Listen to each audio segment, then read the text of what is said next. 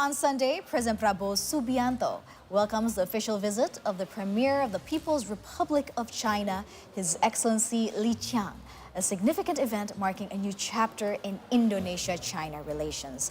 And this visit underscores the deepening partnership between two of Asia's largest economies, one rooted in decades of cooperation across trade, infrastructure, technology, and regional stability. It also sends a strong message of continuity and commitment to strategic collaboration under President Prabowo's administration. Premier Li Qiang's presence here in Indonesia reflects the growing importance of Southeast Asia on the global stage and Indonesia's central role in shaping the region's future. And over the next hours, we will be bringing you live updates, key moments, and expert analysis on what this high-level dialogue means for the region and, of course, for the future of Indonesia-China ties. And welcome to See Today Updates. And now we can see on screen the state-level engagement has just begun. And of course, this moment marks a critical moment in Indonesia-China relations. And what we can see on screen is the welcoming ceremony has just begun with the military parade opening the official ceremony at the Presidential Palace or Istana Merdeka in central Jakarta, Indonesia.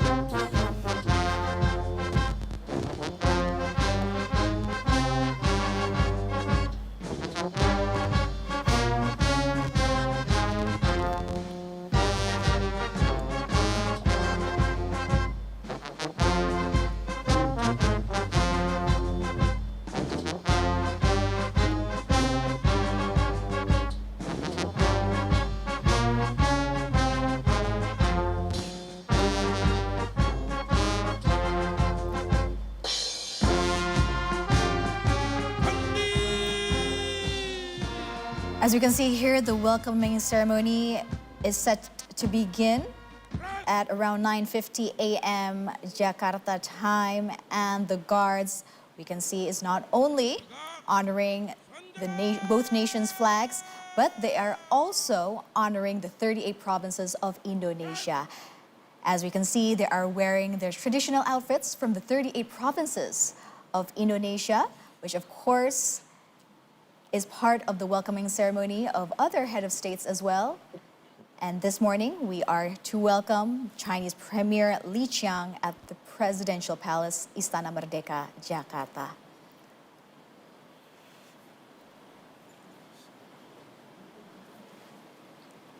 Pimpinan, saya ambil alih.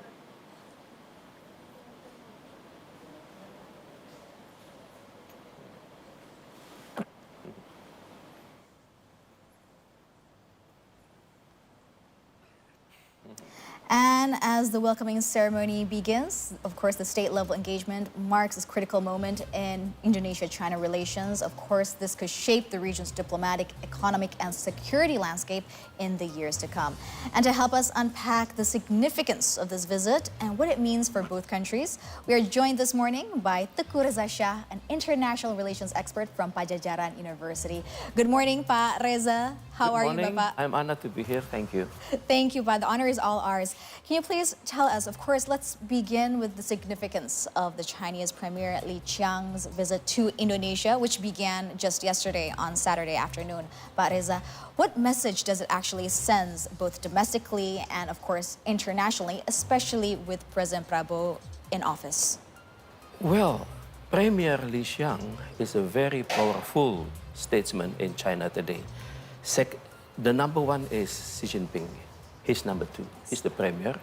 And he was nominated by Xi Jinping. And since then, he also nominated several vice prime ministers. Yeah? He's young, born in July 1959. And he became prime minister sometime in March 2023. Well, the meeting will be very significant for the two countries and also for ASEAN and also for the rest of the world. China represents the most populated country on earth, and Indonesia is number 4 populated countries on earth.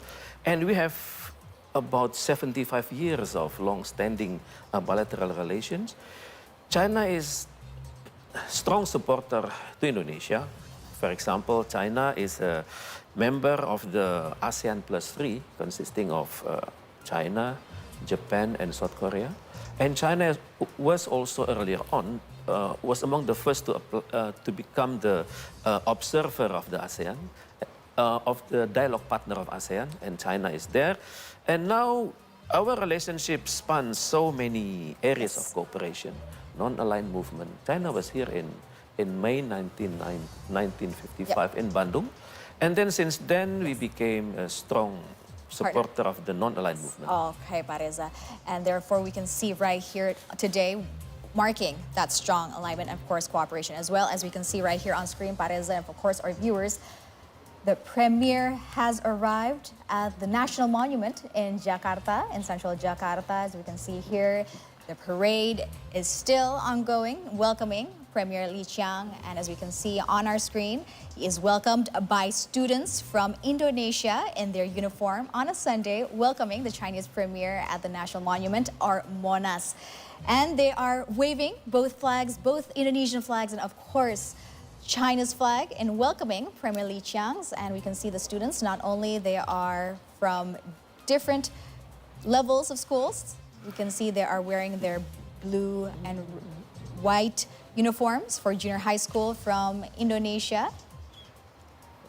And of course, they are also welcomed with the guards from our presidential guards here in Jakarta.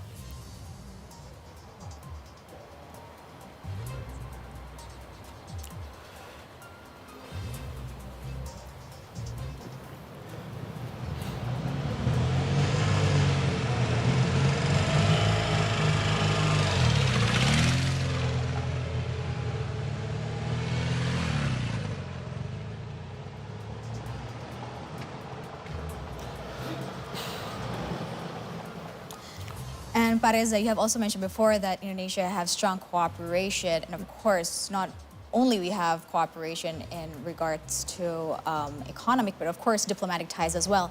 Can you please tell us more, especially in your view, what are the key pillars that define the current state of Indonesia and of course China relations? Well, the key pillars are, among others, the first one is recognition of each other's sovereignty and territorial integrity. And then non-intervention in the domestic affairs, and then development based on mutual trust and continuous dialogue between the top leaders, and then respect to international law and respecting also to the all legal achievements we had achieved at the bilateral level. And in this case, China has been doing well. China has been a very strong supporter of Indonesia and also ASEAN. I can recall during the the Asian financial crisis, it was China who came earlier and then to offer aid and then to provide more market for ASEAN. And then China also provide better links to the marketing of the ASEAN products to the world. And not to mention Chinese foreign direct investments into all ASEAN countries, in this case also Indonesia. So China has a good understanding that we are fellow Asian countries and then following the Asia-Africa Conference, 1955. So we adhere to the need for greater democratization in the world based on equality and greater respect on each other. So China is there. I think we can agree that China is among the Indonesian closest international partner, not only at the economic level, but also political level, socio-cultural level. Yeah. And Reza, as you mentioned before, China is the largest population in the world. And we can also see here in Indonesia, there are many Chinese descents as well. How can this also put into play regarding and impacting the ties? Allow me to call them Indonesian of ethnic Chinese, yeah. Yes. Meaning they are Indonesian first, and we cannot avoid the fact that they are our fellow Indonesian Chinese are part of our multicultural society. They have been there for hundreds of years, and oftenly we cannot differentiate if someone is who is who. Yes. And Reza, we can see right here on screen, now the premier has now arrived at the presidential palace in Jakarta, or the Istana Merdeka, the Merdeka Palace here in central Jakarta.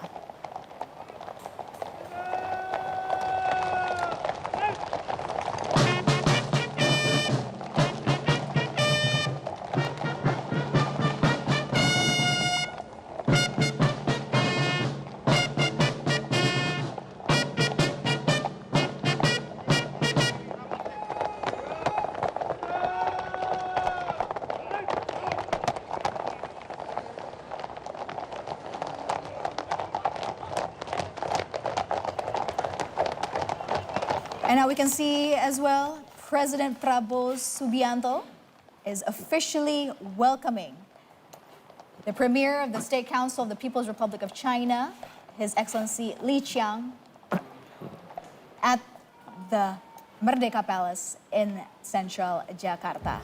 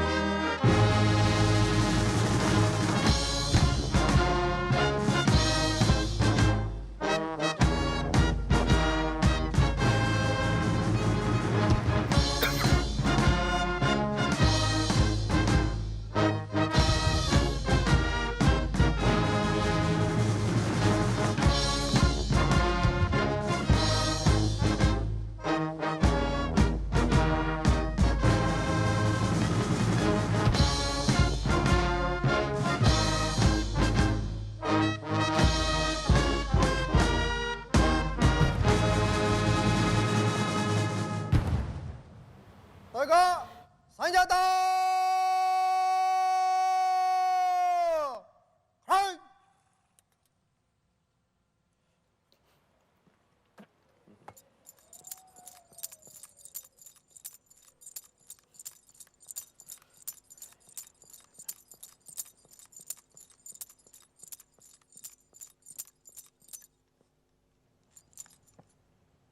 Lapor, upacara penyambutan siap dimulai.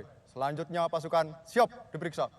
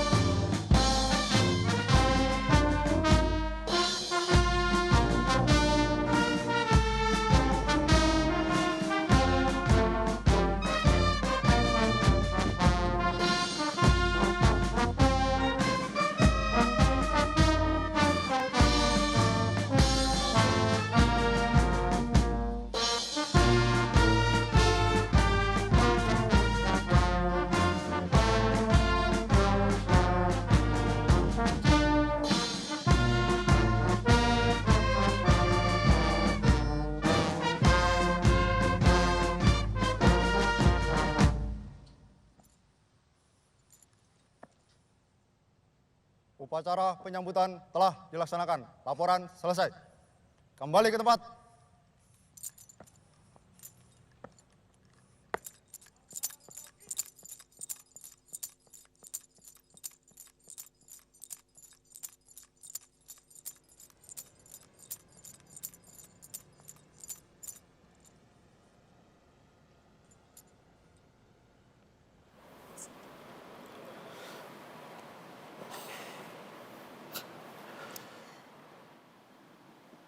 We have just witnessed the official welcoming ceremony of the Premier Qiang at the Merdeka Palace. And what we can see right here on our screens is the formal introduction of delegations, both from the counterpart of Indonesia, from Prabowo Subianto. President Prabowo Subianto is introducing his ministers, his cabinet, to Premier Qiang.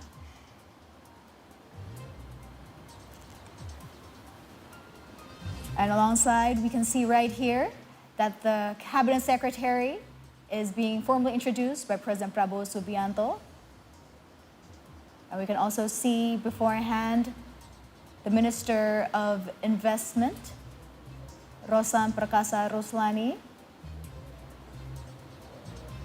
And of course, the head of the Economic Council of Indonesia, Luhut Binsar Panjaitan, and with the coordinator of economic affairs, Airlangga Hartarto, was also introduced by President Prabowo Subianto to Chinese Premier Qiang.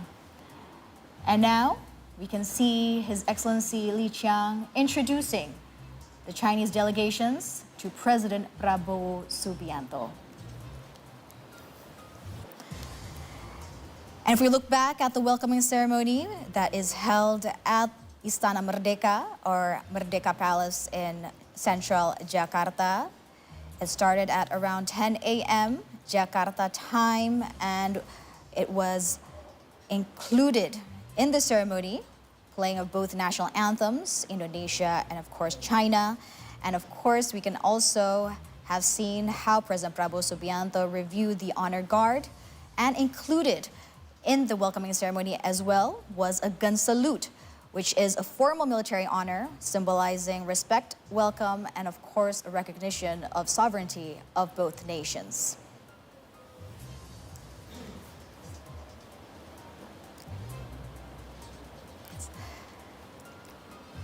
And we can see right here, after official photos being held at the Istana Merdeka, he is now signing the official guest book at Merdeka Palace.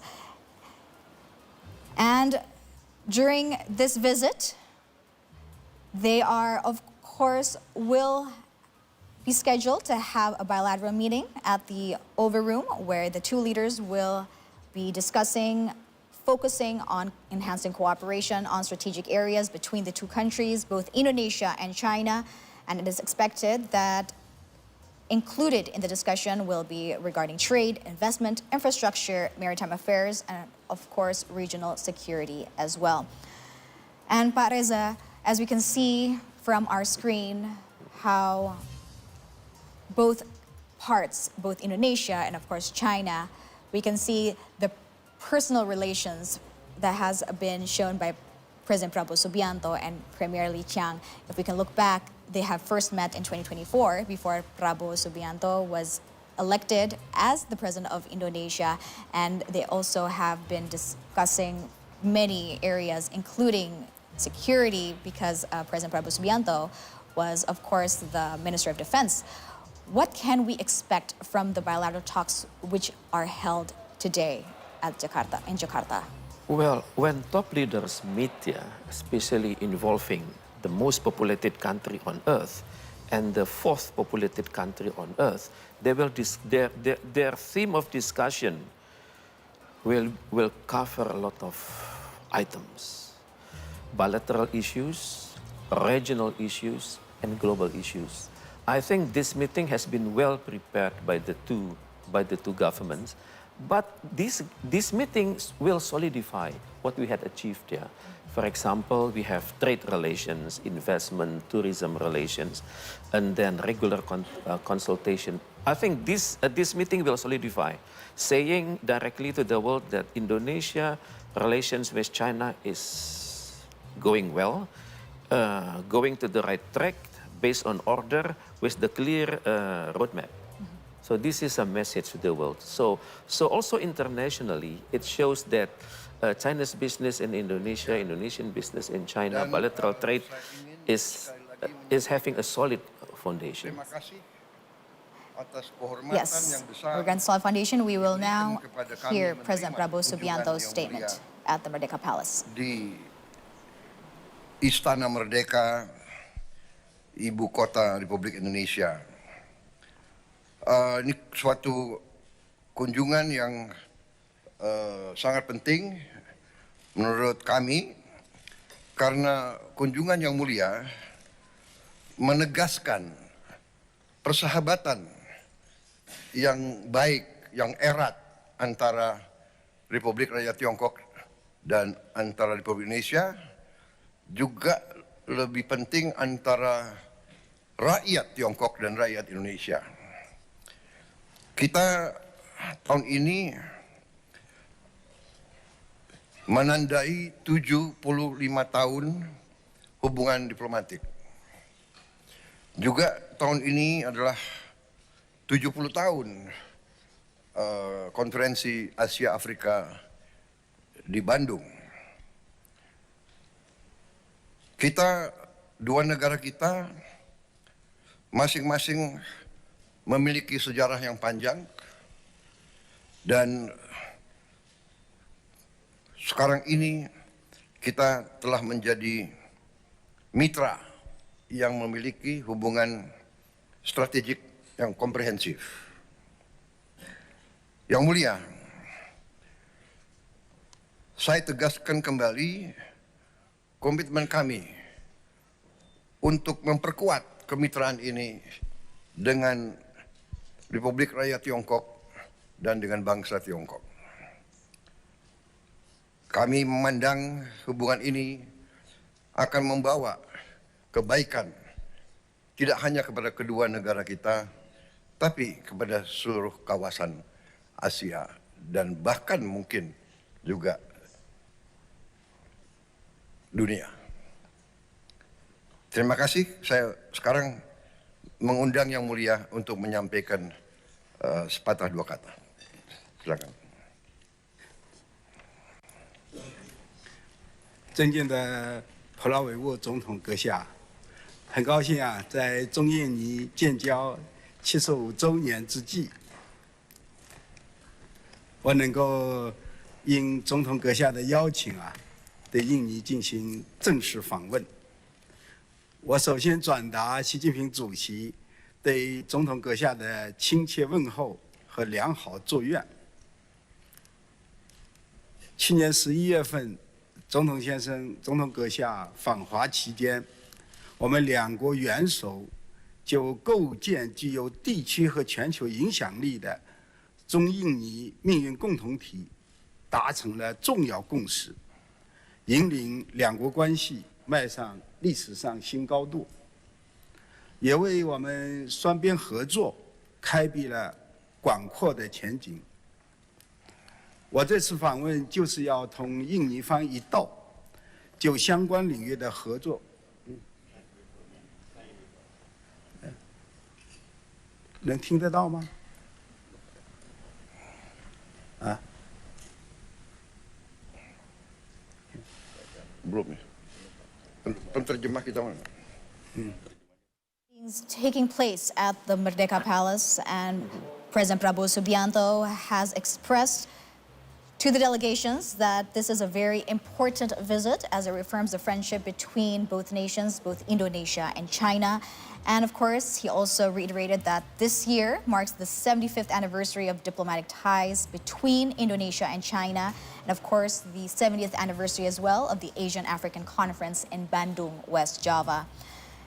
President Prabowo Subianto has also expressed how Indonesia and China have shared a long history and of course share a strategic partnership within a comprehensive partnership framework as well. And this visit by Premier Qiang once again reaffirms the commitment of friendship of China and Indonesia, and it is hoped that through this bilateral partnership will bring benefits not only to both China and Indonesia, but of course the entire Asian region, and in hope to the world as well. And if we look back on the relationship between China and Indonesia, as President Prabowo Subianto expressed, we have a long history. Pak Reza and President Prabowo Subianto, if we look back on his first meeting with Premier Qiang, they first met on April 2024 in Beijing.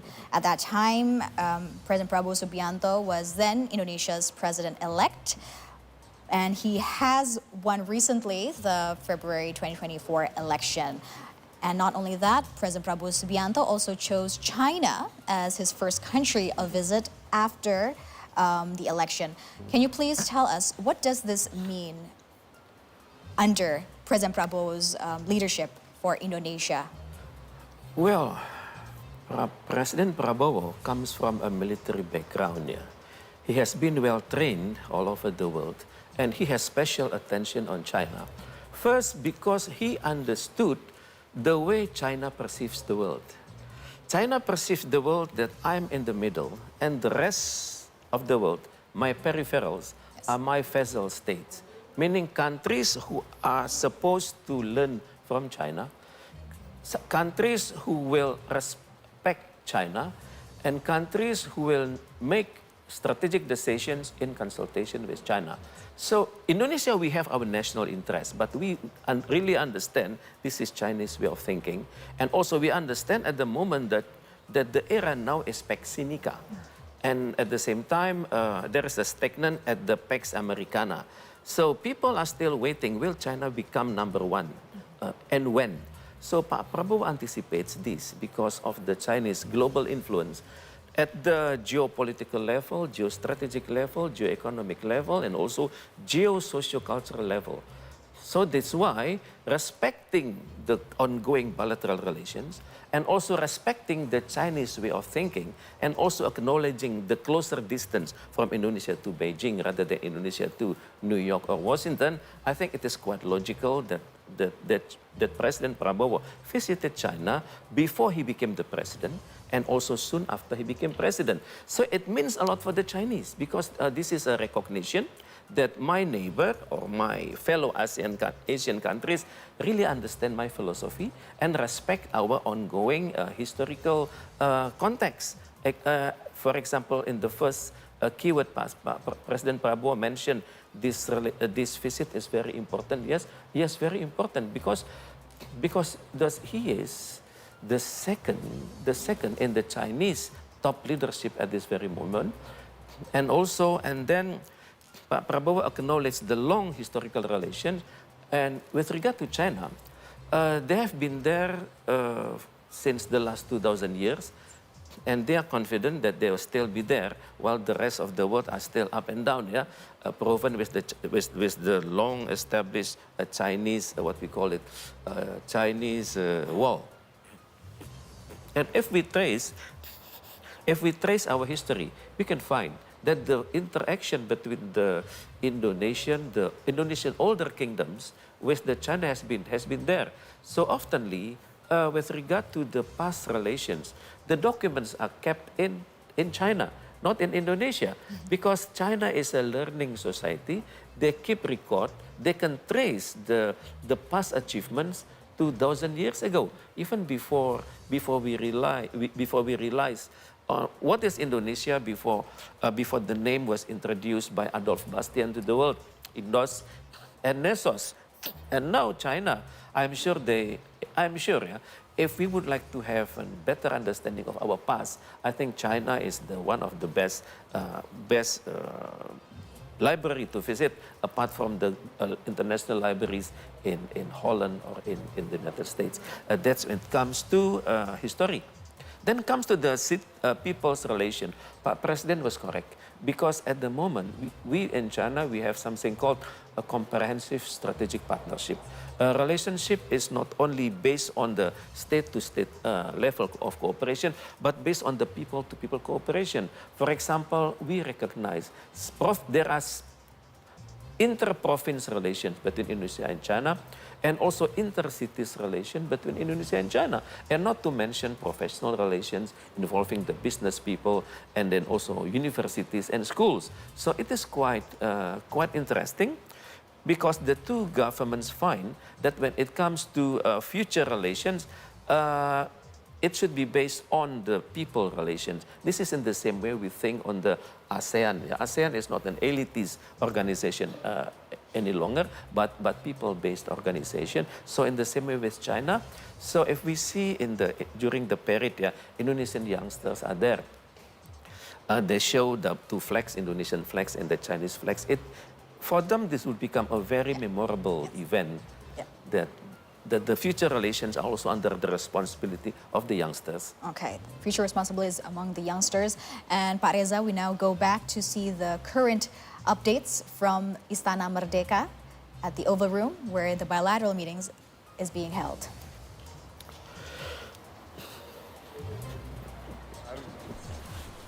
Untuk menciptakan kawasan yang aman dan sejahtera.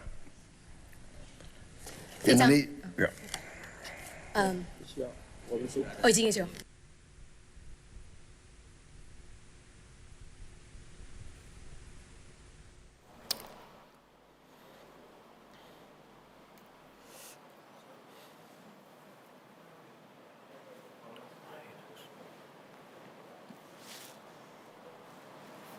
Yes, Pak Reza, you mentioned before that, of course, one of the key discussions will be cooperation and, of course, the professional ties.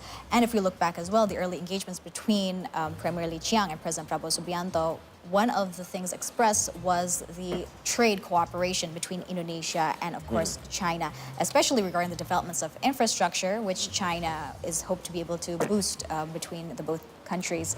Can you please tell us how has this visit so far be able to boost the economic cooperation between the two countries, especially in infrastructure, green energy, and digital technology, which is, of course, the focus of Indonesia at the moment as well? I think the clearest proof is at the infrastructure level. While when it comes to green energy, it is still at the research and development and also the preliminary steps. But people can see that China has responded positively to Indonesian ideas of infrastructure, especially at the sea infrastructure and the land infrastructure, and also air infrastructure. And in this case, we have to acknowledge the Chinese advanced development. Yeah, they have achieved a sophisticated development in the level of the science and technology and also artificial intelligence. So I think this cooperation would be very interesting. On one hand, relationship is based on egalitarian principles, but at the same time, there is another level called transfer of technology and transfer of management from the China, which is more advanced than Indonesia. I have to acknowledge this. Okay.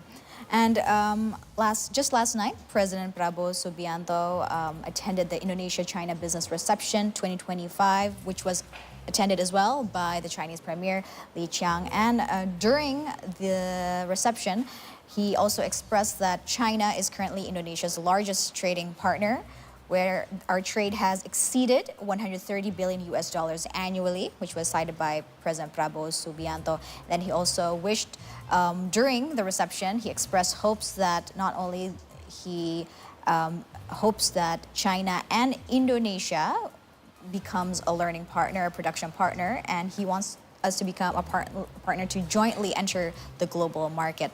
What can we do, especially as Indonesia, as Indonesians, to step up probably to address this hope by our President Prabowo Subianto? Yes, I'm aware Prabowo, when he makes decision, it's based on research, yes, and also based on his consultation with inner circles, all professionals. Yeah.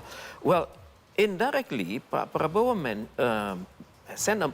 conveyed a serious message that Indonesia would like to upgrade its international caliber. Yeah.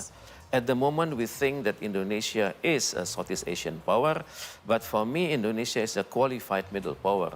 And in order to become a qualified middle power, of course, there are rules to be played at the domestic level and at the international level. Well, at the domestic level, I think Indonesia will continue to be consistent with its national constitution, will also apply the modern principles of good governance, and will also fill in all the gaps mentioned in the 17 pillars of the Sustainable Development Goals. Okay, SDG. But also at the international level, we have to acknowledge China has been there.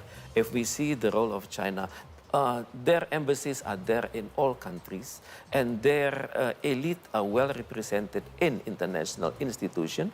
And China has been there since as the permanent member of the United Nations Security Council. So better dealing with China is very important, yes, for both, yeah, because China see that Indonesia is the major power in the Southeast Asian region, and Indonesia has around 275 million population, half of about 40% of ASEAN population is in Indonesia, and about 40% of ASEAN economy is inside Indonesia. So in this case, the two countries are aware, yeah, that we need not only economic foundation, but good socio-cultural foundation and good diplomatic relations. And in this case, it is an unwritten message from President Prabowo Subianto to Premier Qiang, is that we are ready for global coalition in order to help producing a more prosperous world, a more peaceful world, and a more solid world without having to challenge the already established current international order. And this strong cooperation is hoped to be able to Correct. do so. And Pak Reza, yes, China, as we all know, is a dominant investor, but concerns are there. There are still concerns remaining, especially about the trade imbalances and over-dependence. Can you please tell us, how can our nation, Indonesia, recalibrate this economic relationship to be more equitable? Well, firstly, we need to learn from China. Yeah. Sometime about 30 years ago, they became the member of the World Trade Organization. During that time, the world think China may need many years to become a credible partner. But China learned very fast, and in about 10 years, they had really understood all items in the World Trade Organization. They also understood all international regulations stipulated under International Labour Organization, and then how the global trade works and how global investment works. I think China has done their homework. I think it is about time for us to learn the best practices from China. And there is nothing wrong to learn from a country which is more sophisticated than us, which is more solid than us, and with global caliber known. Yeah? And in this case, I think the firstly we need to think is how China is doing business here. They are doing business based on governance. Governance meaning they follow international law and they follow national law. That's number one. And then secondly, they prepare their leaders through meritocracy. So in this case, if we learn the history of Li Qiang, there are requirements to become leaders in China. For example, a deep understanding on the socialism, deep understanding on the history of China, and the loyalty to the nation and the political party, and leadership proven capability. Because earlier on he represented one city in China, and he proved under his leadership the city improved not only in terms of infrastructure but also in terms of Human Development Index. And this is what we need to learn from China. First, education. 2, science and technology. 3, meritocracy. 4, rule of law. 5, pragmatism. 6, peaceful environment. And these are, among others, the principles China has been doing. For example, we talk about pragmatism. If China find there is a problem, something, China try to find the root causes, and they deal with the root causes. Not like many countries who are walking around the bush to find what is the problem and wasting time and energy. So this is the way of thinking we need to learn from China. And also meritocracy, that in order to become a leader in China, they need to pass long examination. This is based on the Confucius tradition. So in this case, when dealing with China, we need to send our top professionals, someone with advanced knowledge, not only on bilateral relations, but only understanding on the world. So by doing this, we could receive respect from China. So, and also when dealing with China, things must be written beforehand and on paper. So when designing memorandum of understanding with China, we need to really understand the goals of this kind of cooperation. We are not talking only about financial benefit, but we are thinking on how this kind of cooperation could empower people in both countries, and also how this kind of cooperation could better engage leaders at the national levels and the subnational levels. And at the same time, we need to think, not only thinking on how many $1 billion we would earn, but also we think how this would raise the qualities of Indonesians in terms of, for example, Human Development Index. Kemudian alter what the world thinks on our perception index. So these are the philosophical requirements we need to better prepare inside Indonesia before we deal with China directly. Yes, so we really have to think about how it can empower and, of course, benefit from all sectors, not only beneficial in terms of economic and also financial beneficials. And Pak Reza, it was also expressed by President Prabowo Subianto during the business reception how he has invited entrepreneurs from China to continue expanding their investments in Indonesia. And yes, we have seen Chinese investors invested in the downstreaming of natural resources, but President Prabowo Subianto also invited them to invest in strategic sectors as well, such as, for example, education, health, tourism, and of course, science and technology. How can Indonesia be able to leverage this visit particularly to attract more high-tech, value-added investments rather than raw material-based trade? Well, in this case, we need to understand Chinese way of thinking. Because we are becoming a partner, they do not say this, they will have an evaluation. How has Indonesia prepared itself? So in this case, we need to make sure that we really mean what we have been saying. That's the one, commitment. Because in China, there is a step-by-step way of thinking. We in China talking about the destiny of somewhere there. But in order to reach destiny, there are steps. Yes. For Chinese, the first step is the thought. Are we at the same level of thinking? Secondly, words. Yeah. Do you really mean what you are saying? And then thirdly, action, thought towards action. And then when it comes to action, for the Chinese, action should be based on piecemeals, bit by bit. So after thought towards action should become a habit. China would see how strong our habit is. Is it stated only at the oral level, Yes. or where is the practical level? Is this only the statement of the president, but is there any similar statements coming from the city mayors, from the schools? So after thought towards action habit, the next one is character. Has this become a character in Indonesian policy?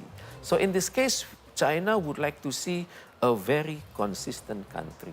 So exactly when Prabowo mentioned the keywords of entrepreneurs, okay, we need to raise the qualities of our entrepreneurs. Yes. So, and the level of our entrepreneurs should not be Indonesian entrepreneurs qualified at the provincial level, no, but qualified at the national level, also qualified at the international levels. Yes. So in this case, we need to re-educate or re-educate our entrepreneurs to better understand Indonesian law, international law, To and prepare then the themselves. contract law. Yes. To prepare themselves so they can be able to invest in such sectors.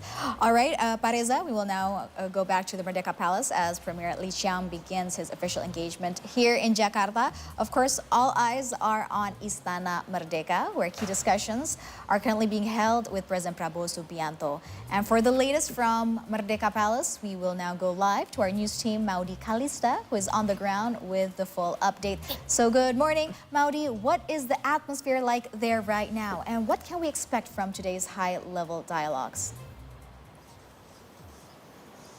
Yes, just moments ago, we just witnessed the arrival of Premier Li Qiang in Merdeka Palace in Jakarta, which was welcomed by President Prabowo with a very rather festive welcome, with hundreds of children from primary school to middle school children welcoming the Premier arrival this morning. So this high-level state visit marks a significant milestone, and this is the second day of his state visit to Jakarta after arriving yesterday at Halim Perdana Kusuma Airport and during the evening. So this bilateral relations coinciding with its the anniversary of diplomatic ties between Indonesia and China, and comes a growing strategic cooperation between the two nations. So President Prabowo began his speech earlier by stating his deep appreciation for Premier Li's visit to Jakarta, calling it a very important moment that highlights the strong and enduring friendship between the two nations,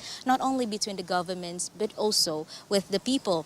And in his remarks and exchange, Premier Li Qiang conveyed warm greetings from President Xi Jinping and reaffirmed China's commitment in working closely with Indonesia. And he said that his visit aims to follow up on key agreements that was made during President Prabowo's visit to Beijing last year. And this includes their joint vision to build a shared future with both regional and global significance.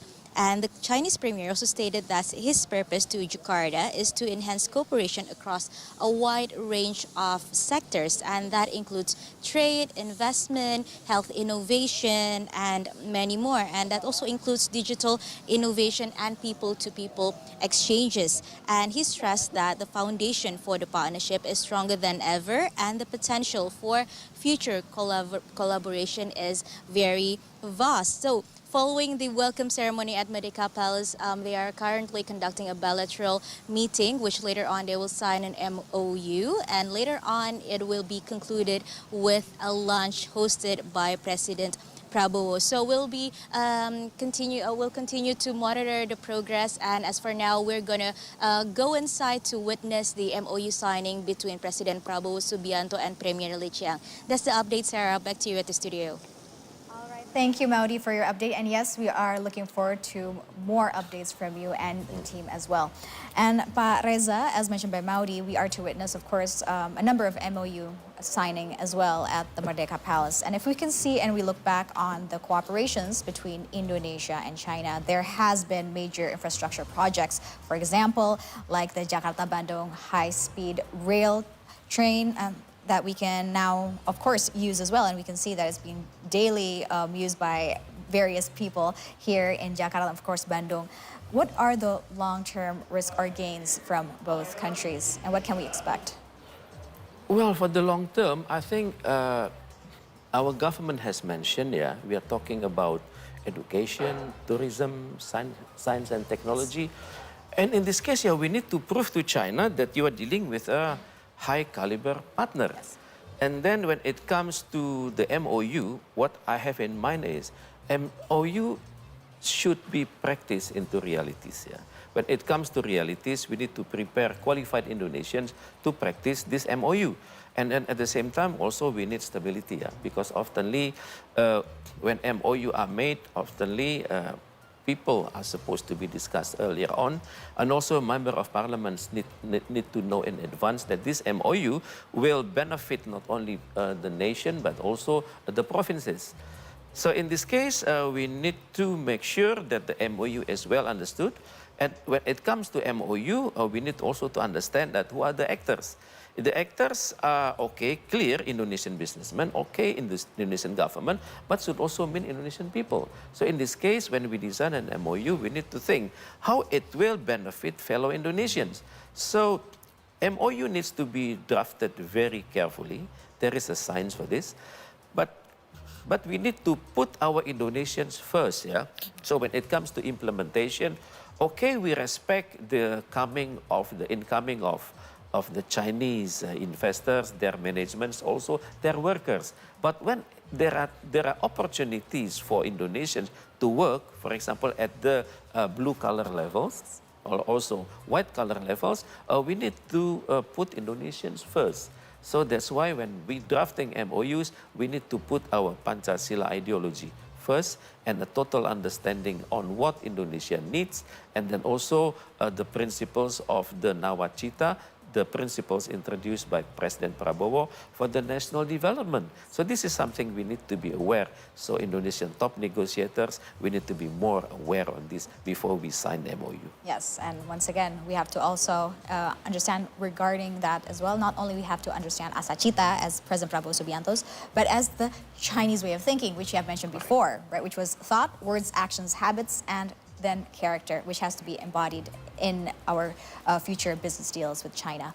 And Pak Reza, aside from economic cooperation, another sector that is being heavily highlighted on is, of course, security. And if we listen to President Prabowo Subianto's message in the Oval Room at the Merdeka Palace, he once again expressed to create a safe and prosperous region. And one cannot, of course, take this apart from the growing conversations regarding military education exchanges and defense technology cooperation between the two countries.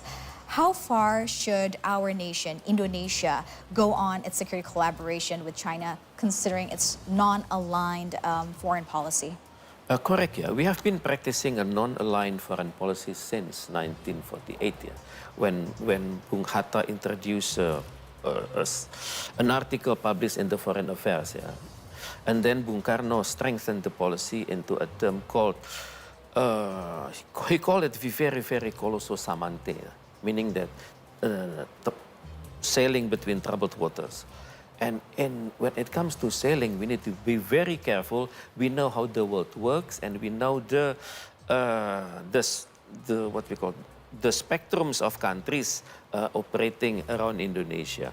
So in this case, when it comes to the military cooperation, we have to acknowledge the fact that the current level of military education, training, exercises, our bilateral relation with China is quite behind. We focus too much on the geoeconomic relations and also geopolitical relations. But when it comes to geostrategic relations, we have to acknowledge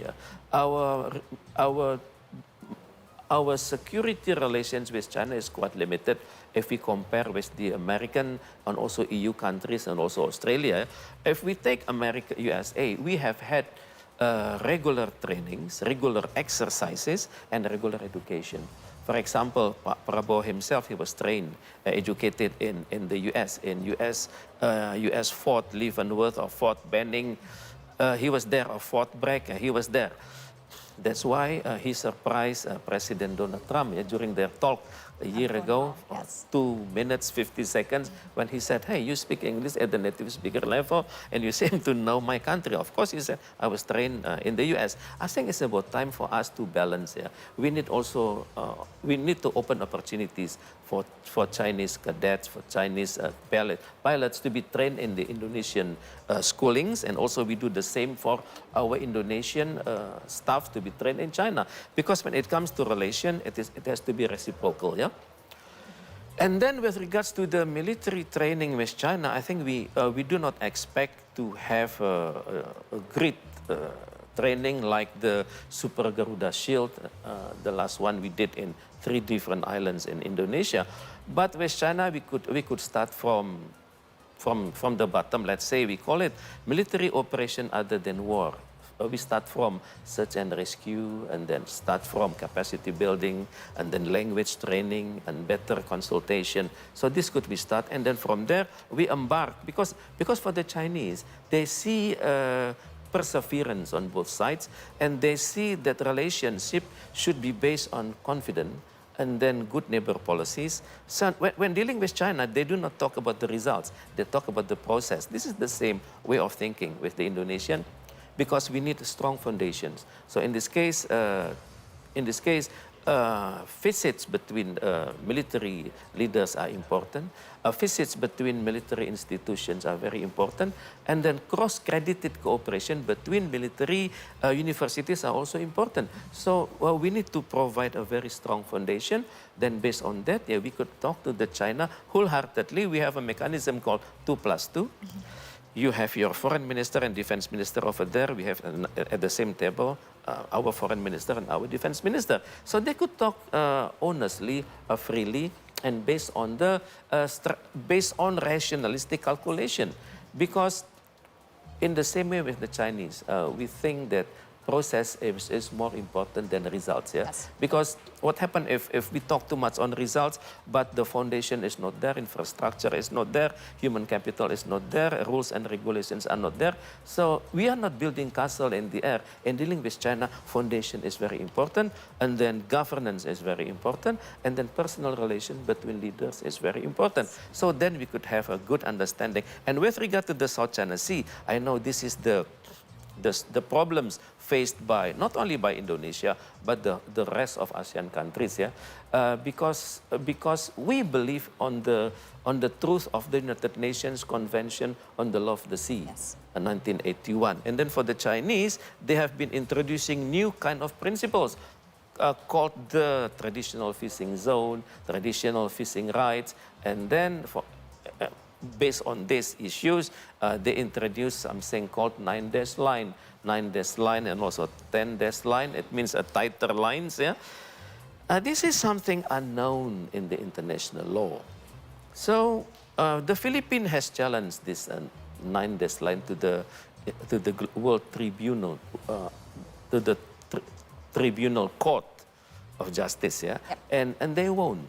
But anyway, when it comes to reality, even though Philippines won in international law, but when it comes to reality, it is very difficult for countries to challenge. What about Indonesia? How can we, Indonesia, maintain a strong security relationship with China while upholding our sovereignty and, of course, maritime rights in the midst of all this tension regarding the South China Sea? The first thing we need to do is to convince ourselves that we have a capacity to protect our nation, our territory, and our sea lanes. We have choke points in this case. And in this case, we have to acknowledge that Indonesia has been doing heaps of diversification. We do not rely on a specific country to supply us with arms, with information, with technology, but we try to put China at the same table with Chinese partners or competitors. Yeah? When it comes to defense and security, we have good relations with the US, we have good relations with our immediate neighbors, Australia, And also New Zealand is there, and also EU countries are there, South Korea is there, also Japan is there. So in this case, even though China is very important when it comes to bilateral trade, but when it comes to security, we put China into a conglomeration of network of influences. So nobody can say that we are having an upper hand with regards to Indonesia. So same with China, China will have to behave. In this case, behave based on international law principles. So if we go back to the South China Sea, at the moment we are dealing with the second reading of the Code of Conduct. So we need to convince China that that we respect your interests, but when it comes to the Code of Conduct, this is the Code of Conduct. When it comes to your interests, you introduce something called 9-dash line. It is against international law. In accordance to international law, we appreciate the principle called freedom of navigation. The US appreciate this, EU countries appreciate this. If we permit them to cross the sea, it doesn't mean that we are against you or pro them. No, this is based on international law. So when it comes to freedom of navigation, China is not very happy. Yes. Because the Chinese authorities want all passage, all ships or vessels to inform the Chinese who they are, where they are going, and what is the name of the ship, and who is the captain, what is inside the ship, what are the cargoes, where the cargoes are going. And then the Chinese would like also to check based on the IPR principles, and then the passport of the sailors and so on. So this is too much, isn't it? Because in today's world, we need to develop trust. Develop trust. Develop trust. They who are passing by in the South China Sea are not considered as against China, yes. No. But anyway, negotiation is always there. Yes, negotiation is always there, Pak Reza. And yes, regarding the defense cooperation, of course, maritime security, which we have been discussing, can you please, once again, emphasize regarding the military-to-military engagement, what role does it play in the bilateral connections and relations that both nations will continue to have? I agree. Military-to-military cooperation is very important here. We have been offering for friendly countries seats at the Indonesian School of Staff and Command. From my teaching experience at the Army School of Staff and Command, Navy School of Staff and Command, and also Air Force School of Staff and Command, there are foreign participants, and usually we cross-credit the achievements in one school of staff and command to the next promotion of the officers. So in China, this is the same. So by doing this, China can see the way we train our servicemen, that we do not consider our environment, especially China, as being hostile to Indonesia. No, but we try to engage other countries into mutual kind of cooperation based on trust for a betterment of the world, for the more peaceful world, for a more prosperous world. So this is exactly the statement mentioned by President Prabowo in his bilateral meeting with the Chinese counterpart. And I believe that military cooperation could become the next core of cooperation with China, apart from the ongoing excellent economic relations. But of course, there is a limit there. The limit is Indonesia is a non-aligned country. We will never make ourselves a defense treaty with others, because a defense treaty or an alignment will mean that we are against someone else. So this is something we need to prevent from the beginning. We are good with Beijing, we are good with Washington, we are good with Paris, we are good with London, we are good with Canberra, we are good with Wellington, also we are good with countries in the Middle East. So this is something we need to convince the Chinese. We can focus on, and we can establish a more stronger ties with on this defense collaboration. All right, Pak Reza, we have highlighted the importance of defense and of course the economic and finance factor as well with China, but we still have not yet discussed about education, of course, our soft power, which we will be discussing more. But now we have to take a break here on See Today. Do not go anywhere, and please do stay with us, because the special coverage on the official welcoming ceremony of Chinese Premier Qiang will be back right after the break.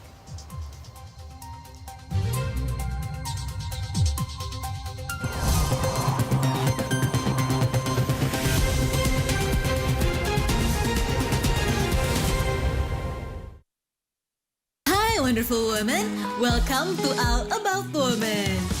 Ketika saya masuk ke S2, kebetulan saya dapat beasiswa S2 Arkeologi UI. Profesor saya bilang, museum itu tempat belajar apapun. Oke, saya bikinlah program sekolah tari tradisional gratis.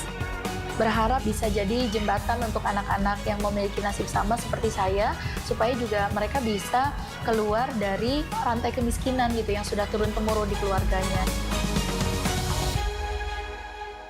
Seni itu udah jalan hidup saya ya Mas ya. Bisa bertahan di dunia kesenian, bagi saya itu udah sesuatu yang sangat mewah. Mungkin ada yang bilang, apa sih gunanya seni itu gitu. Tapi buktinya sendiri, seni masih ada. Satu ya, seni itu ya hidup. Kita hidup di dalam seni, kita membangun seni itu sendiri. Jadi kita menjadi satu, bahwa kita hidup di dalam seni.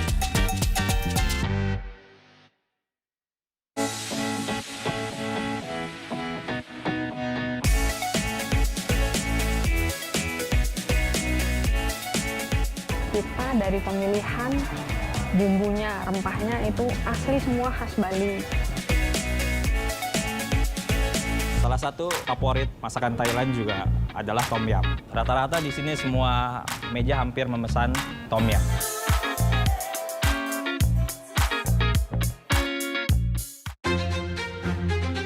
Of happiness. It is not something that is sought, but they create it themselves with the simplicity and luxury of the nature that they love.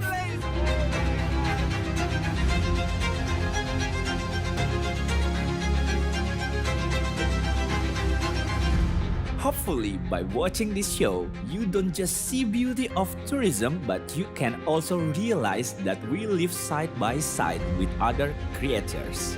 See you on other episode only on the Travel Note. Only on the Travel Note. Because life is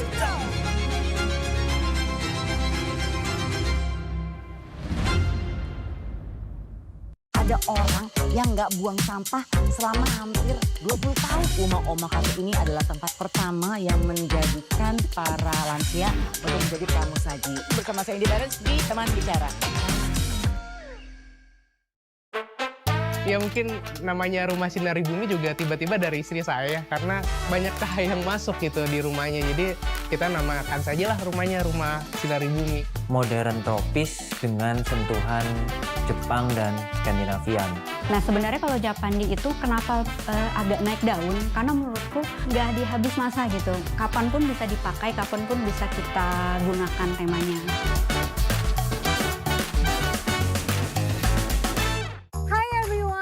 This is Kaya Rasa, the exotism of Indonesian culinary. We are currently the only Indonesian program that really focuses on our exotic spices. You can clearly see the difference in color. The more expensive one is brighter in color. Fragrance, it is also very different. I have survived in a restaurant that uses cardamom as a main spice for their dish. So let's check it out together.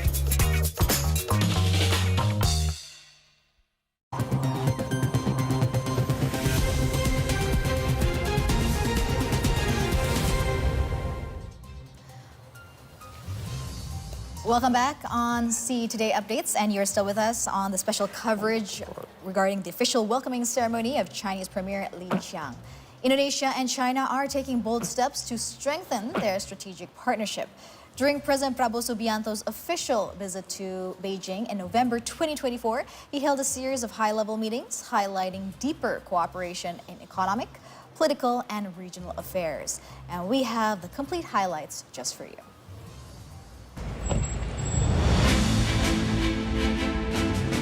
November 9th, 2024, a moment of diplomatic significance. President Prabowo Subianto arrived in the Chinese capital for his first official visit since taking office. The red carpet welcome signaled not just ceremonial warmth, but also the readiness of both countries to strengthen their long-standing strategic bond. President Xi Jinping, President of the People's Republic of China, and distinguished leaders of the government of the People's Republic of China. First of all, I am very grateful that you have received me once again, and I realize that today is a Saturday evening, and yet you still receive me with a state ceremony. Thank you very much. I thank you also for having received me in April. I was not yet officially certified as president-elect, and yet you already received me. I was very surprised because I requested only a short courtesy call as Minister of Defense, but you received me and you give me great honor. Once again, thank you very much. Also, I thank you very much that you sent a special envoy at my inauguration. I think this also symbolizes the high regard and the respect that you give to the people of Indonesia. Thank you very much. As you know, Indonesia consider China not only as a great power but as a great civilization. We have lived together for many centuries, and our cultures and our people have been interrelated for many, many years. Therefore, I think it is only natural that now, in the present situation, geopolitical and geoeconomic, that Indonesia and China have become very close partners in many, many fields. So once again, President Xi, distinguished leaders, I would like to reiterate our commitment to enhance this relationship and to work together for the mutual benefit of our two peoples and for the prosperity, peace, and stability of all of Asia. That is my commitment. I'm convinced that the relationship between Indonesia and China will bring a conducive atmosphere in the strategic situation in Asia and in our region especially. Our relationship is getting stronger and stronger. China is a strategic economic partner of Indonesia, top investor in Indonesia, and we thank you very much for your support. For instance, tomorrow I will be invited to a meeting between Indonesian Trade and Industry Chamber of Commerce and top Chinese corporations, and there will be signed agreements totaling more than $10 billion US. I think this is a very significant milestone in our relationship. The president's first engagement was with Zhao Liji, chairman of the Standing Committee of the National People's Congress. The discussion centered on shared values, stability, sovereignty, and people-to-people cooperation, reinforcing the legislative backbone of bilateral diplomacy. Both leaders echoed a common vision, strengthening not just intergovernmental dialogue, but also cooperation between societies and future generations. This is my first official state visit. President Prabowo then met Premier Qiang in a pivotal bilateral session, a highlight of the visit. They reaffirmed their mutual commitment to infrastructure collaboration, sustainable development, and regional connectivity. From high-speed rail to cross-border trade facilitation, the Indonesia-China agenda is expanding with shared ambition.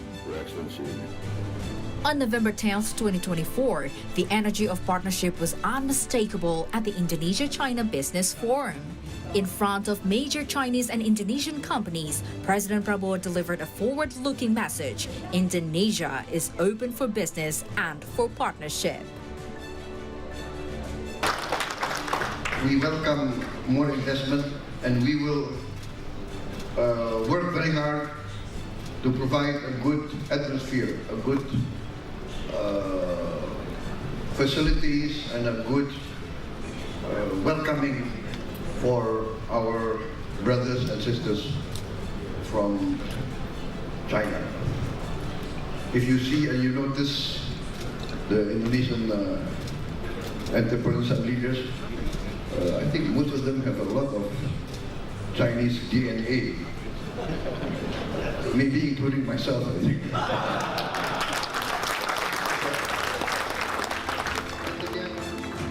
The focus was on green industry, digital innovation, and critical infrastructure. It is a strategic invitation for long-term investment and joint innovation. The visit builds upon years of growing rapport.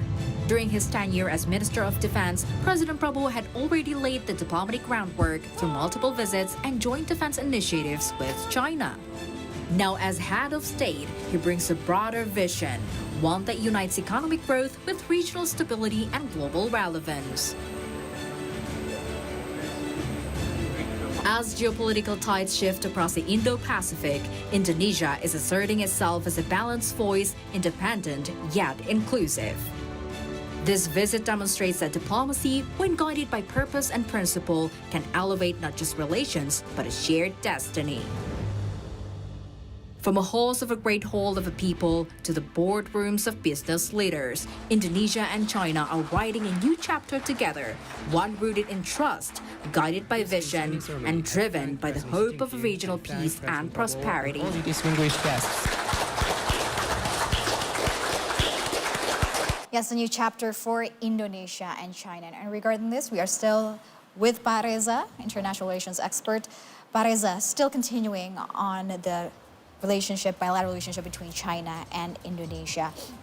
It's mentioned that, of course, China has its diplomacy strategies, and one cannot forget the importance and the power of soft power, which is very crucial. How important is cultural exchange, especially between Indonesia and China, for example, through education, tourism, in having and fostering a deeper understanding between two nations? You are right, yeah. When we talk about closer cooperation, it should be based on trust, yeah. It should also be based on understanding on the both culture. There is a need here for Indonesians to better understand Mandarin, yeah. Not only because China, but because Mandarin is the international language of the world. In the same way with the English, French, Arabic, Russian. And then in this case, when it comes to Mandarin language, I have personal experience because I'm teaching in the President University, and over there we are teaching a Mandarin language. And China is always there to send their best teachers to teach Mandarin. And in this case, I learn my students, they learn Mandarin from the bottom, yeah, from remembering numbers, Yes. days, and how to count better, yeah. And then China really cultivated a sense of partnership, and they're prepared to train from the beginning. And at the same time, I'm also witnessing Indonesian schools. When it comes to international schools or bilingual schools, apart from English, Mandarin is there. So in this case, a greater understanding of Mandarin is very important, yeah? Because Mandarin has become not only international language, but also the language of the business. This is the way Chinese deal with countries in other parts of the world. For example, countries in Africa, there is a mechanism called China-Africa Summit. Yeah? Whenever there are projects signed during the summit, it is always continued with the sending of the Chinese teachers on one hand, and then they also prepare Chinese students and Chinese scholars, Chinese lecturers to advance their study in China. So this has been done. I think the same mechanism has been applied to Indonesia because especially during COVID-19, yeah, people in Indonesia were worried with our students studying in China. And at the same time, I'm aware that there are students coming from different kind of provinces inside Indonesia studying around Wuhan. And they are not only studying the language, but also they are studying applied sciences. I think this is the area we need to work strongly with China to send Indonesian students studying in China for degrees and also for workshops, for short courses, and then to apply the best knowledge they have back to Indonesia, of course in tandem with the Chinese supervision, Chinese share of knowledge, Chinese share of technology. I think this can be done, yeah, because when it comes to study, we need continuity. For example, if we witness, some of my students residing in Sukabumi, in Karawang, in Cikarang, they are learning in China, and actually they are the best youngsters dealing with agriculture, husbandry, fisheries, and China has been aware that the future generation of Indonesia should be equipped with the Mandarin as their means of communication. Because if we deal with our fellow in the South-South cooperation, most of them have been trained in China. So they speak their national language, they speak also English or French or Arabic, but also they speak Mandarin. Because they had, usually they had what we call a very intensive language training in China. From my understanding with my fellow teachers, I find that when they came to China to study, for example, agriculture, modern agriculture, their level of Mandarin was 0. And then I said, how could you survive? How could you have a degree, a master degree from China, and your thesis is written in Mandarin? Yes. They said, my first year was very hard. I had to learn from 0. I had to memorize everything in Mandarin. I had to adjust myself with the Mandarin culture, and it done. And then I said, how many hours did you do your study? Well, at least 15 to 17 hours per day, and not to mention doing presentation, and then doing homework, and then doing extra classes. So some of my best friends who graduated from China, I've seen the qualities of what they had learned. They have been dealing with agriculture. Some of them are living somewhere in Qiang, in West Java province, and he speaks Mandarin at the native speaker level. And they're applying what they have learned in China back home in Correct. Indonesia, especially in their respected areas, hometowns. Correct. And Pak Reza, okay, apart from education, formal education, one cannot, of course, forget the importance of tourism as well, traveling between both of our countries. How has the travel and tourist sector probably signified between our countries in the past years? Well, I'm aware that Indonesia has become a favorite tourist destination to China.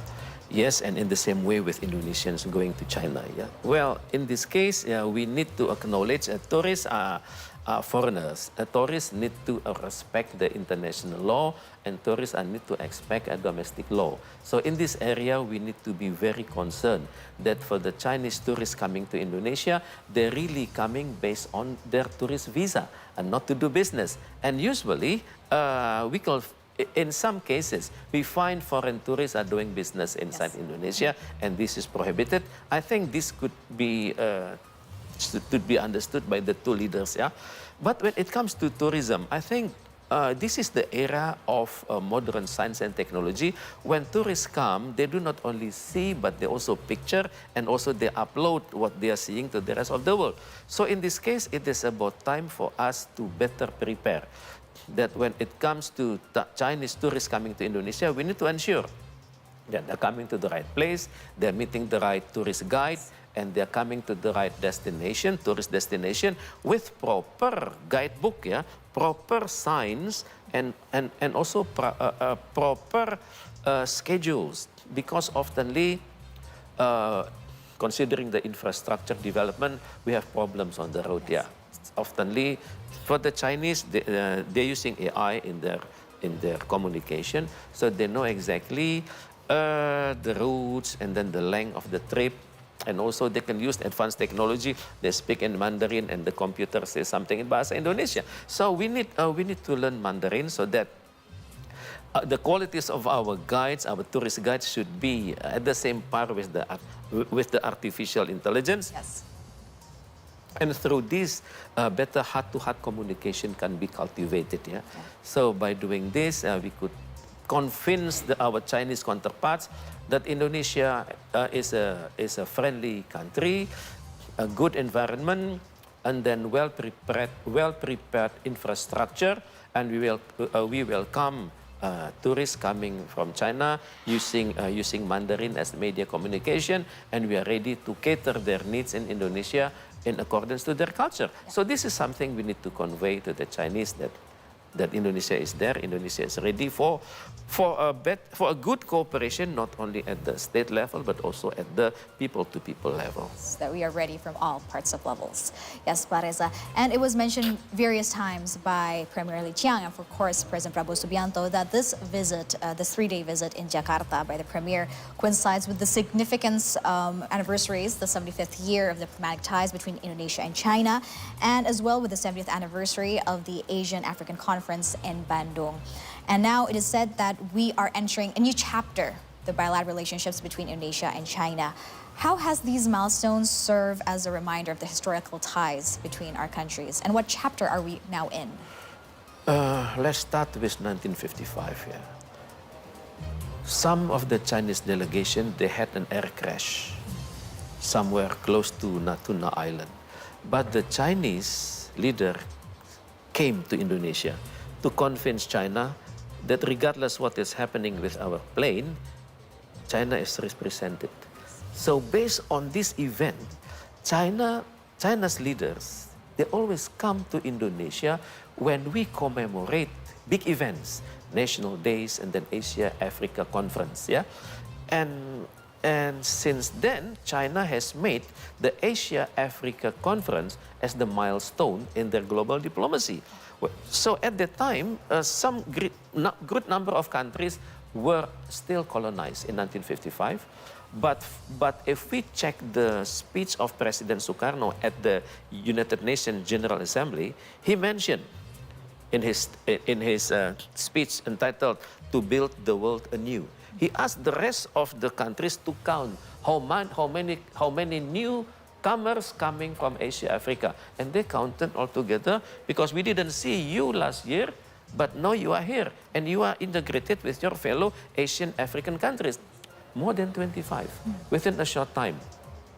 So based on this episode, the Asia-Africa Conference, China came to Africa earlier than Indonesia and then said, we never colonize you. We will work with you based on shared ideas and then mutual interests and then mutual benefits. And the answer is the infrastructure. And China has been doing very well. And where is China now? China is now, they have reached a level, they called it peaceful rise. Peaceful rise. But if non-Chinese see this is a peaceful rise to becoming the superpower. And we expect that China, in the same way Pak Prabowo mentioned, is a civilized nation. Yeah? When Pak Prabowo visited China in November the 10th, 2024, he mentioned China as a great civilization. He came on Saturday, and then our premier also came here on Saturday. And then when it comes to great civilization, it means great responsibility, great capacity to work friendly with the rest of the world. I think at this time, we have reached a level with China called comprehensive strategic partnership. Our jobs from the Chinese and the Indonesian side is to fill in the gaps. What have been achieved and what have not been achieved. For example, if we talk about the space cooperation, if we talk about peaceful cooperation, we need to make sure that we are doing it. When it comes to, for example, research and development under the sea, I think we need to make sure. And then with the cross-certification of education, I think we need to fill in the gap. To be honest, even though we have had this strategic partnership signed during the era of President Susilo Bambang Yudhoyono and also strengthened during Pak Jokowi and also Pak Prabowo Subianto, we need to make sure that things on paper are credible in the real world. Yes. So I think when China is coming to the next step here, they never say that we are becoming a superpower or we have reached that level, but anyway, we need to become a close partner, but also an honest partner in dealing with China. Because not many countries have guts here to deal with China correctly. because oftenly when China is angry, China use a keyword called precondition. I recall when China was not in good relation with the Xi Jinping was not in good relation with the Canadian Prime Minister because he leaked the discussion to the media. So I can understand now during the bilateral discussion, some of the information are kept confidential by the two governments because at this moment, before we are seeing the results of the cooperation, we need to make sure that the theoretical foundation is there, and then the level of trust is there, and the level of commitment is there. I think we could become a good partner to inform China when your policy is against international law, when your policies are under suspicious by the others. I think we should be at that level. But at the same time, we need to improve the qualities of Indonesia, the country as the qualified middle partner, qualified middle power, because by doing that, we could receive a better respect from the Chinese and also the rest of the world. Yes, and create a beneficial cooperation for both nations. And zooming out, Pak Reza, what does this visit mean in the broader context of regional geopolitics, especially, as you mentioned, because there has been, we can see, rising competition between global powers in the Indo-Pacific specifically? This is a very difficult situation for countries in the Indo-Pacific because they are dealing with two giants at the same time. China on one hand and then US on the other hand. And for some of our fellows inside ASEAN so far, the US has become their security guarantor because the US has a bilateral military alliance with fellow countries inside ASEAN. And then at the same time, countries are also questioned because they have a greater relation with China in terms of trade and also in terms of investment. So this is a very difficult situation. It is a very difficult situation for ASEAN as a whole, and especially Malaysia today is chair of the ASEAN. That how to put ASEAN as a neutral partner and at the same time gaining the benefits from the economic rivalries between the two. So this is something very difficult to be conducted. And then that's why, on one hand, we are experiencing Trump's tariff. It is shocking for ASEAN because the Trump tariffs have forced us to retreat a bit, causing us difficulties to achieve our ASEAN community targets and also at the same time to achieve the SDG Sustainable Development Goals target. It has forced us to refrain for a while. But theoretically, does it mean that China will fill in the gap to make us closer to China and abandon the West? So the answer is in the ASEAN are supposed to stay calm and respect and respect China's offers, because soon after Indonesia, Prime Minister Qiang will go to Kuala Lumpur Malaysia, yes, for the ASEAN summit, and from there he will fly also to Singapore for something called Shangri-La Dialogue in Singapore. And in this case, meeting Indonesia is very important because Indonesia is the only neutral country inside ASEAN. And Indonesia could become inside ASEAN before we produce a consensus on how to deal with the future of China, how to deal with the future of America. I think Indonesia will be the last leader. Will become the country with the last sentence to finalize the draft of the ASEAN we call it joint communique or joint statement. So that's why His Excellency's visit to Indonesia is very important, because I'm sure he wants to make sure that ASEAN remains on the right track. So in this case, it is very difficult for us to deal with the US at the moment because of the tariff. Because at the moment, Indonesia receive 32% tariff, Malaysia 24%, Singapore 10%, Thailand 36%, and then Philippines 17% tariff. It has caused us difficulties. It makes us caught between the two biggest trading partners. And in this case, we need to have a collective answer how to deal with this. Maybe getting closer to China without abandoning ASEAN principles. Okay. And how can we do this, Pak Reza, especially with Premier Li Qiang's visit to Indonesia? What can we do as a nation? What can Indonesia prioritize on, especially as you mentioned before, it is a very challenging relationship that we have with China, but how can we ensure that this partnership becomes a partnership that will be beneficial and of course balanced and will help prosper not only both of our countries, but as mentioned by President Prabowo Subianto, the region, of course, probably in the long run, the global. Well, diplomacy starts from home, yeah. In this case, we need to ensure that we are ready to raise the qualities of our development and to raise the qualities of our bilateralism with China. Because from there, we fill in all the gaps, trade, education, infrastructure, and also space technology. We need to make sure and show to the Chinese that we have a roadmap. Yes. The roadmap is very important, that this roadmap should be in line with the treaties we had with China, and also in line with the UN Charter, and also in line with the ASEAN Charter. So this is, to be consistent with the roadmap would be highly appreciated by China, because they could see a friendly Indonesia, and then a prosperous Indonesia, and then a partner for the world peace. So in this case, I think we should not think on the immediate impact, because when we deal with China, process is very important. So in this case, we are seeing that our partners inside ASEAN are having trouble, having difficulties, yeah, to achieve their national goals, their national targets, and also their target for 2030 for sustainable development goals.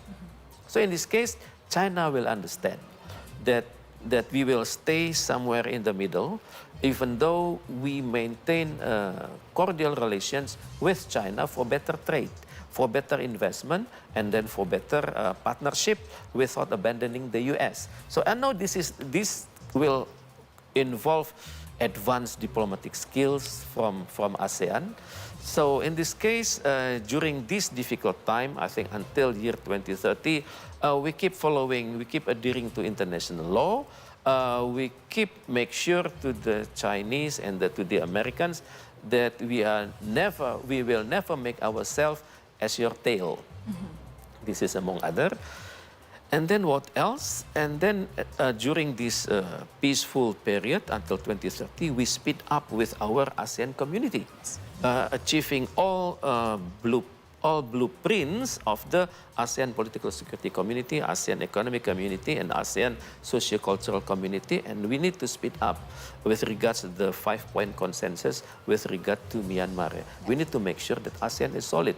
Yes. So ASEAN we have 10 countries, and Timor-Leste will come, the 11 countries, and we need to make sure that the transition of ASEAN is going well, because we have been working very hard to make ASEAN as an integrated regional institution, integrated economies, and then integrated powerhouse, and then capable of dealing with other regional organizations at the same par. So I think a lot of homeworks from Indonesian side, a lot of homeworks from the ASEAN side, but anyway, to maintain the cordial communication with Beijing and also Washington must be maintained, because we never want to make sure we never want to give an inclination that we are leaning to any one of them. Yes, and especially as mentioned by the Premier and President Prabowo Subianto as well, that we both want a good influence on a global stage as well. All right, and now we're going to move on to another update, because during the Business Forum dinner in Jakarta just last night, President Prabowo Subianto once again emphasized that China is not just a trade partner, but a strategic brother to Indonesia. In the presence of Chinese Premier Li Qiang, he highlighted the strong bilateral ties, major joint projects, and China's significant role in Indonesia's industrial and technological development. It is only with the greatest pleasure and honor for us to welcome on stage our guests of honor. President of the Republic of Indonesia, Prabowo Subianto, emphasized that China is not just a trading partner, but a strategic brother for Indonesia. This was conveyed by Prabowo in his speech during the Business Forum dinner with the Prime Minister of China, Qiang, in Jakarta Saturday night. To the stage, the President of the Republic of Indonesia, His Excellency Mr. Prabowo Subianto, to deliver his keynote address. 我们有请印度尼西亚共和国总统阁下发表主旨演讲。 Memandang hubungan antara Indonesia dan Tiongkok adalah suatu hubungan bilateral yang sangat strategis, sangat penting, dan sangat menjanjikan serta dapat menentukan keadaan perdamaian dan stabilitas di kawasan kita, termasuk pembangunan berbagai proyek-proyek industri dan teknologi yang besar yang telah kita saksikan dalam pameran singkat yang baru saja saya diundang untuk melihat.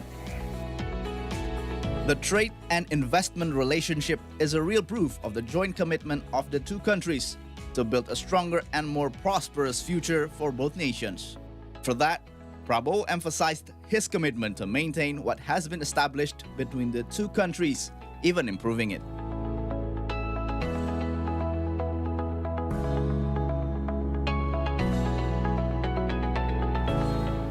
And now it's time for us to take another break here on See Today Updates, but don't go anywhere, stay with us because the official welcoming ceremony live update will be back just for you on See Today.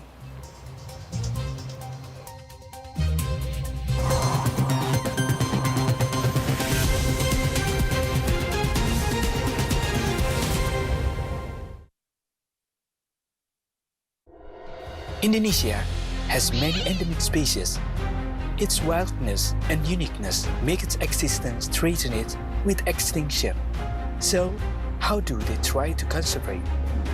Air butuh tempat, tanaman butuh tempat, hewan-hewan butuh tempat. Bersama-sama melindungi yang ada di sini ya.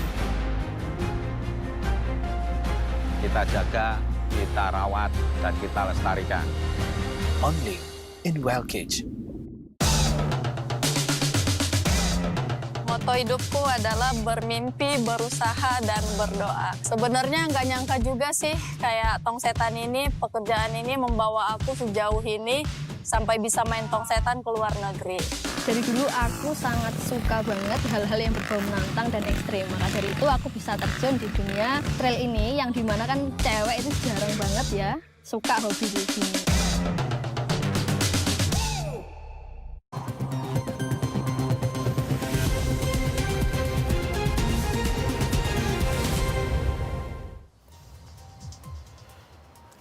Welcome back on See Today Updates, and we are still bringing you the latest updates from the official welcoming ceremony of the Chinese Premier's visit, Qiang, here in Jakarta, Indonesia.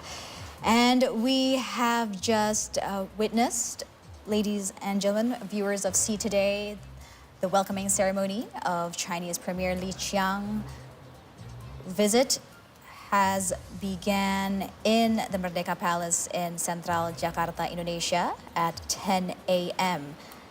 The ceremony was conducted at the presidential palace in Jakarta, the Merdeka Palace, where His Excellency Qiang was greeted by President Prabowo Subianto, along with a ceremony of the guards.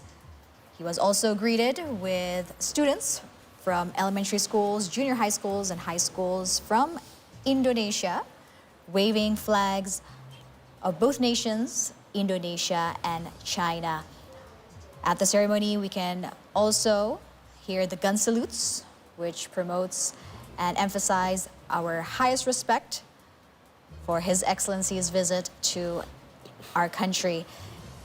And today marks the second day of Qiang's visit to Indonesia, of the 3-day visit, which started yesterday on Friday, May 24th, 2025, which will go through until May 26th, 2025. And we are now still awaiting for the bilateral meetings between the two nations, which are being held at the Merdeka Palace in the Oval Room. Along with the discussions that are being discussed, it reaffirms the friendship, the important friendship between both nations, Indonesia and China. And this visit also marks the 75th anniversary of diplomatic ties between China and Indonesia, and also marks the 70th anniversary of the Asian-African Conference in Bandung. And we can see here on screen, the ministers from Indonesia, or the Indonesian delegation, have exited the bilateral meeting and is now ready to prepare for the official press conference.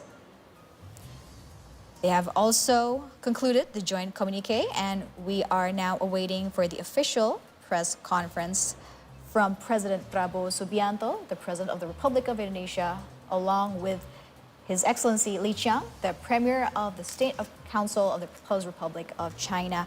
And now we are still also with Pak Reza, international relations expert.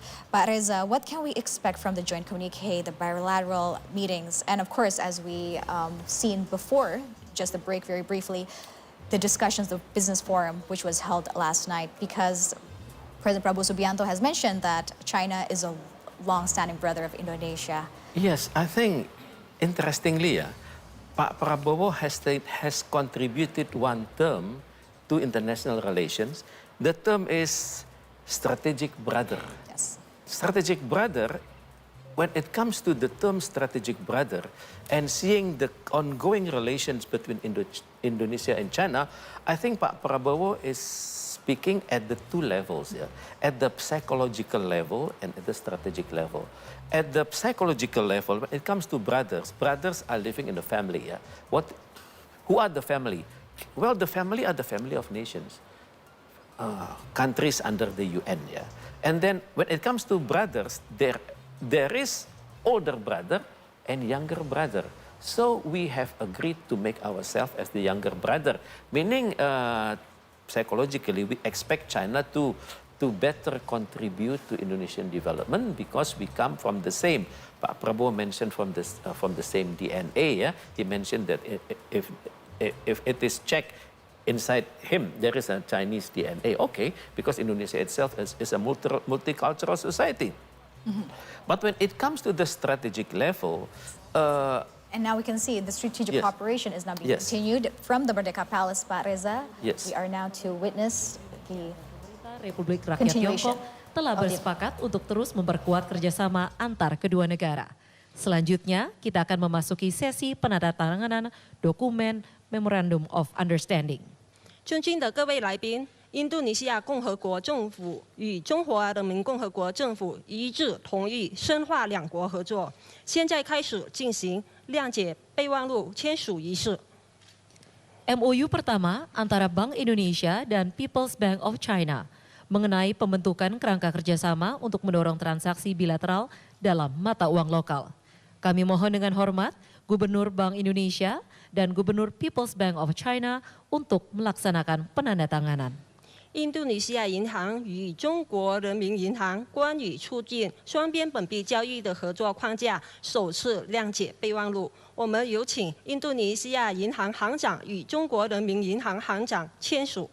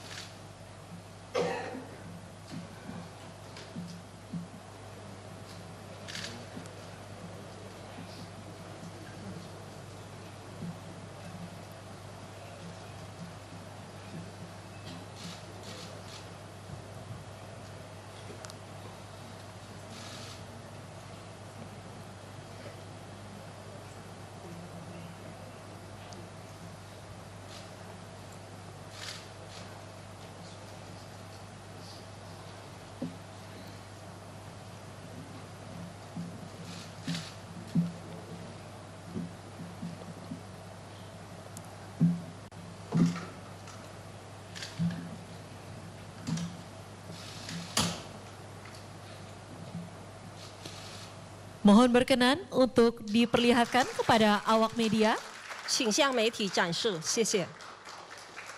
dan bertukar dokumen antara 请交换文件。 Gubernur Bank Indonesia dan Gubernur People's Bank of China. 中国人民银行以及印尼银行。 Terima kasih. 谢谢。 Silakan kembali ke tempat semula. 请回位。 MOU kedua antara Dewan Ekonomi Nasional Republik Indonesia dan National Development and Reform Commission Tiongkok mengenai kerjasama dalam kebijakan pembangunan ekonomi. 第二个谅解备忘录是印度尼西亚共和国国家经济委员会与中华人民共和国国家发展和改革委员会关于经济发展政策合作的第二次谅解备忘录。 Kami mohon dengan hormat Ketua Dewan Ekonomi Nasional Indonesia dan Ketua National Development and Reform Commission Tiongkok untuk melaksanakan penandatanganan.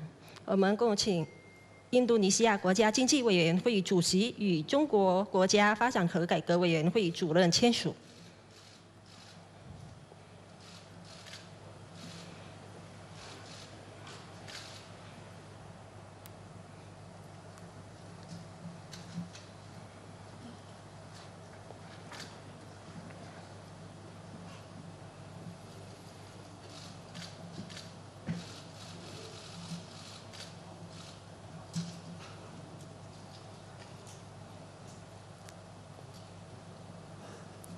Silakan, Mbak.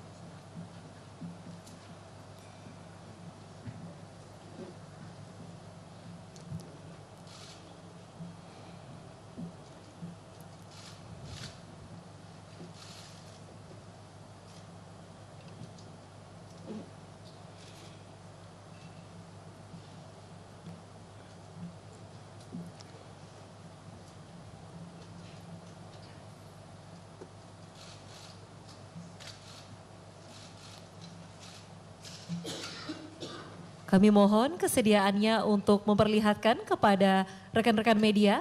请向媒体展示。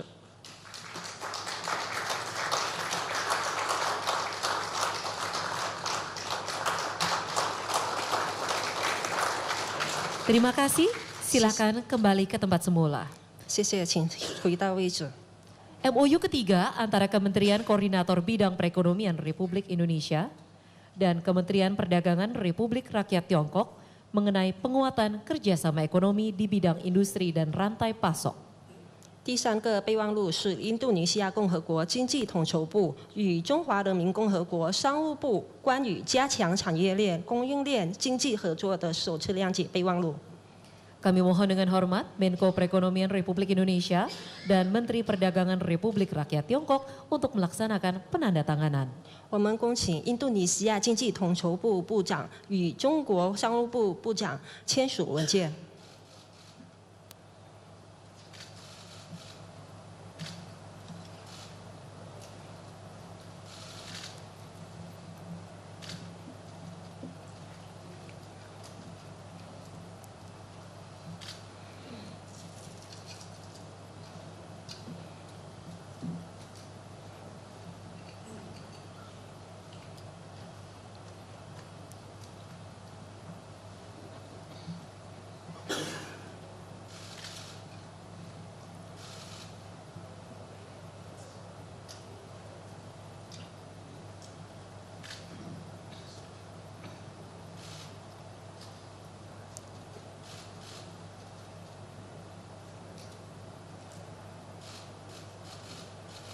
Kami persilahkan untuk menukarkan dokumen MOU, kemudian dapat ditunjukkan ke awak media.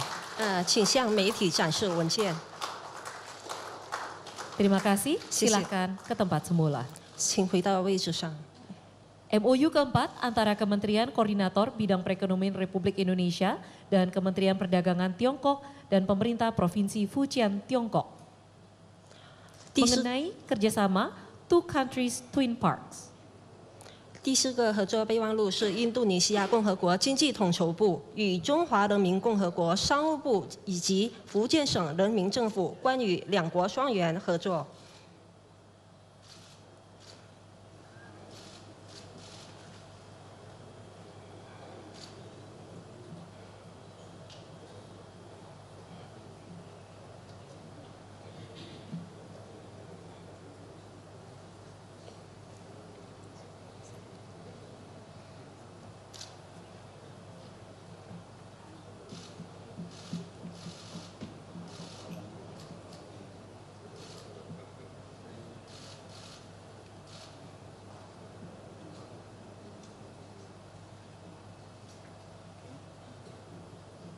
Mohon berkenan untuk mengeluarkan dokumen, kemudian berpose bersama media. 请向媒体展示并留念合影留念。 Terima kasih, kami persilakan untuk kembali ke tempat semula. 谢谢，请回到位置上。 Selain itu, pemerintah Republik Indonesia dan pemerintah Republik Rakyat Tiongkok telah menyepakati kerjasama di 8 bidang mencakupi sektor-sektor berikut ini.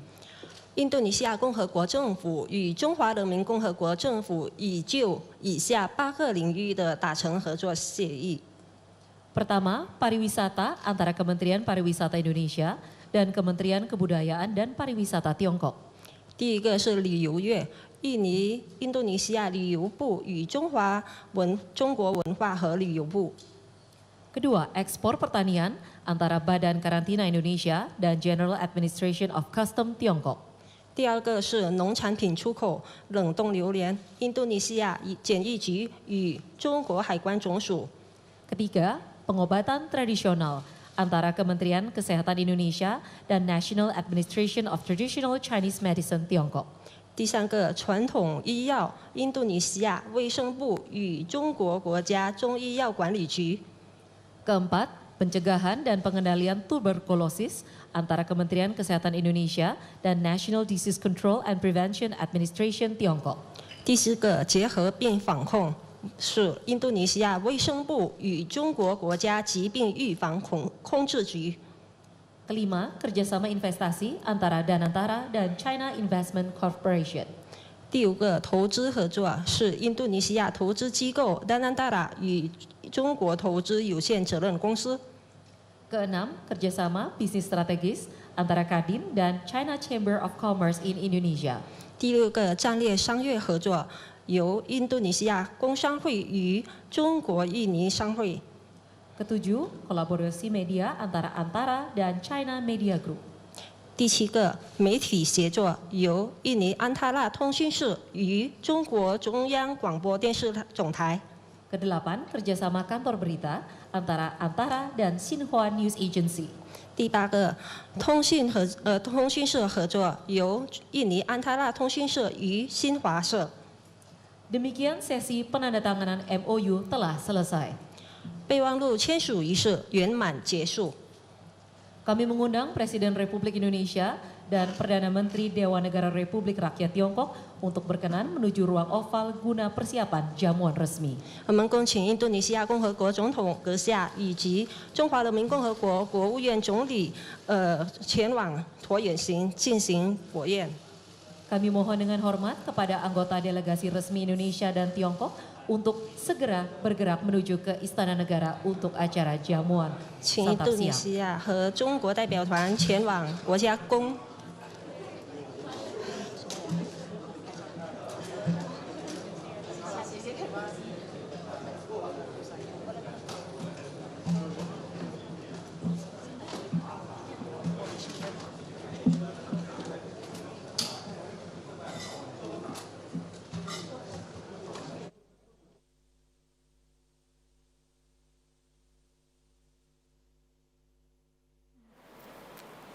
We have just witnessed on screen from the Merdeka Palace in Central Jakarta, where President Prabowo Subianto and Premier Qiang have witnessed the signing of several memoranda of understanding, or MOUs, which are aimed to strengthen the comprehensive strategic partnership between China and Indonesia.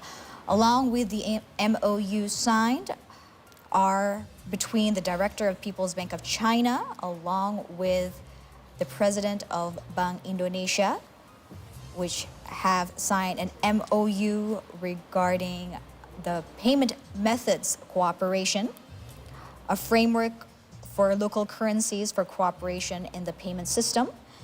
Along with that first MOU, next we have also witnessed the signing of MOU between the chairman of the National Economic Council of Indonesia and the chairman of the Development and Reform Commission of China, which is regarding the strengthening of economic cooperation between China and Indonesia. The third MOU was signed between the Coordinating Ministry for Economic Affairs of Indonesia and the Ministry of Commerce of China. regarding the cooperation in industrial strengthening and supply chain development. The fourth MOU was the cooperation regarding two countries, two twin parks. And along with the fourth MOUs signed at the Merdeka Palace, our two nations, Indonesia and China, have also agreed to strengthen cooperation in 8 sectors, which includes tourism, agricultural exports, traditional medicine, tuberculosis prevention, investment, which includes investment between Danatara and as well as China, business strategies to be enhanced between Kadin, or Indonesia's Chamber of Commerce, and China Chamber of Commerce in Indonesia. Along with that includes media collaboration between Antara and China Media Group, along with cooperation between Antara and Xinhua News Agency. And it is also informed that the delegations will now continue to a formal luncheon reception, which is also being held at Merdeka Palace, or our presidential palace here in Jakarta.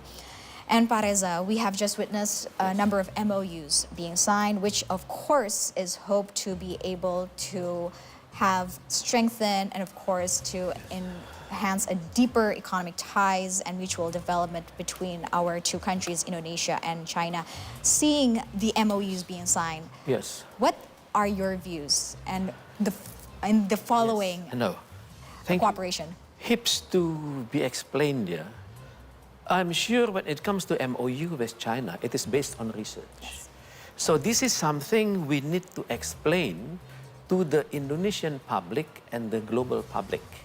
First, with regard to the use of local currencies, and then this need to be understood by the world. This is not de-dollarization, because the bilateral actors are Indonesia over here and China over there. We are sovereign countries, so we are using each other's currencies. So nothing to do with de-dollarization. So this is something to be understood. Indonesia needs to conduct a massive public diplomacy for this. Yes. So we need to convey the world that what we are doing is not against the ongoing currency. In this case, not against the supremacy of the dollar. Yes. Okay. And then with regards to the cooperation between our National Economic Council, Dewan Ekonomi Nasional, we need to explain to the world that this cooperation will involve National Development Bank, already established earlier inside BRICS. Yes. So this cooperation doesn't mean that we are sending IMF and World Bank to the corner. No. And the third one is regarding the industry and supply chain. Okay. We need to acknowledge that when it comes to industry, supply chain, energy, China is upper than Indonesia and also the rest of the world. We have to acknowledge. But my critical point is the fourth one, yes, involving coordinating Minister of Economic and the province of Fujian in China. Why this kind of cooperation is done at the provincial level over there and with the national level over here? Why not done with the even province-to-province cooperation? It opens a question that maybe the drafter inside here and after the drafter in China are aware that there are problems with regard to good governance and good corporate governance at the provincial level. So this is a great challenge for the provinces who are dealing in cooperation with Fujian to raise the qualities of Human Development Index, to improve their qualities of coordination inside the province and also coordination with the national level. So this is an immediate challenge to the provinces inside Indonesia who are receiving investment or further cooperation from Fujian. So I really appreciate these 4 MOUs and also acknowledge that the future, the further contribution in the area of tourism and then traditional medication. When it comes to tourism, okay, China is our big brother, but when it comes to traditional medication, our jamu, our qualities of obat kuat and so on, our strong medication, we are at the same par with the Chinese here. The problem is connecting with the documentation of our products. We need to make sure, when it comes to the traditional medication cooperation, we have IPR, intellectual property rights of both sides, and also patent for the both sides. Cooperation is okay without having to sell our sacred ingredients coming from different parts of Indonesia. Okay. And then when it comes to agriculture, okay, we need to acknowledge that China is at the higher level when it comes to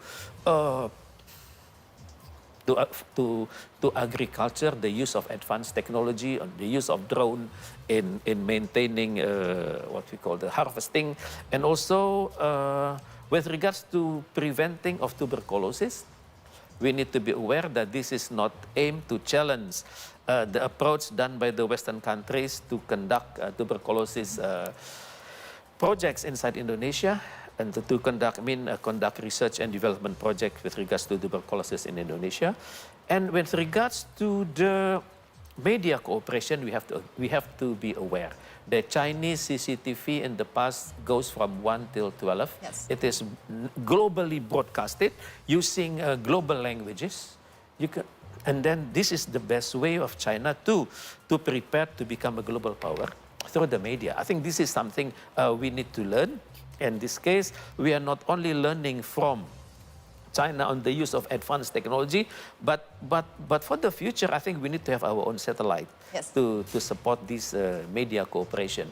So we know that media communication is very important, but in this case, we need to prepare our journalists, our seniors, and our producer to better understand the Chinese way of thinking. Yes. Because they have reached a level called over the top. I managed to visit the Chinese national television.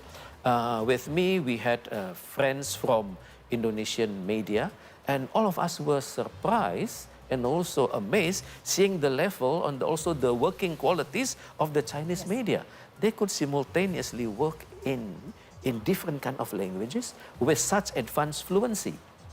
And also excellent data bank, of course. I think this is Indonesia need to learn. Okay, you are in some areas, you are our big brother, but in other areas, we are brothers. Yes, I think we need to convey this psychological message. Yes, and Pak Reza, just a little bit regarding the framework which was signed between People's Bank of China and Bank Indonesia. As we can probably look back a few times back, our Bank Indonesia's governor has expressed that KRIS, our interoperable system of payment, will be able to be interoperable with Chinese platforms such as Alipay and, of course, WeChat Pay.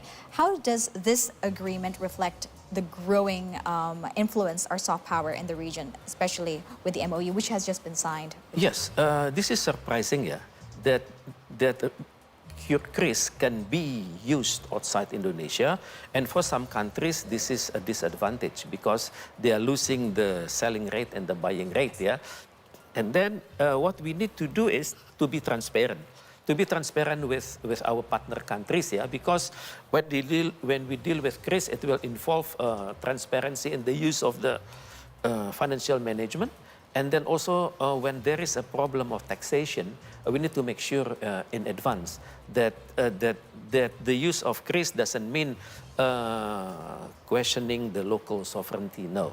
So, greater openness is very important, and then greater consultation is very important. So, when it comes to use of KRIS, I think we also need to be reciprocal. Yes. So, this is something we need to be discussed and at the greater depth, because this is not a matter of economic relations. It involves security and also defense areas of cooperation, because both countries need to be aware that when tourists, when investors come and they use the local currency, it is based on mutual trust, based on mutual recognition on each other's sovereignty and territorial integrity. All right, Pak Reza, that means it's not just about, once again, looking to China, but it's about stepping confidently as well on the global stage on par with China as a brother, not only a big brother, but as an on-par brother, as you mentioned before. Correct. Yes. So once again, thank you, Pak Reza, I'm honored. for being with us Thank you. here on See Today. I'm honored, thank you. The honor is all ours. All right, everyone, that includes our special live coverage of the official visit of Chinese Premier Qiang to Jakarta, a visit which not only affirms and reaffirms strong bilateral relations between the two nations, but also sets the tone for future cooperation between Indonesia and China in this new era of leadership. As Indonesia moves forward under President Prabowo Subianto's administration, all eyes will be on how Indonesia, especially Jakarta and Beijing, turn today's commitments into lasting progress. Once again, thank you for joining us on See Today Update. I'm Sarah Wayne, and we'll be back right here at 3 p.m. for the 2-hour news show. Don't go anywhere and stay with us for our 2-hour news show that's coming up at 3 p.m. Thank you for watching.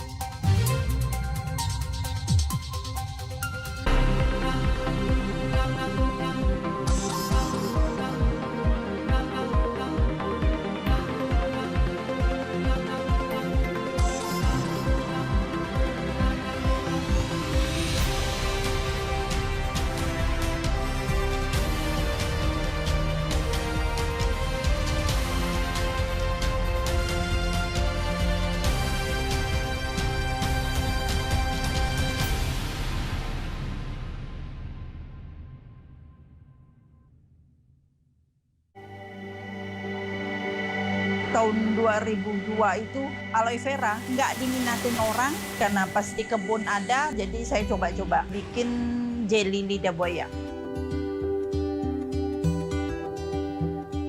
Isun pera itu memang dari dulu konsisten dan mempunyai pasaran yang luas.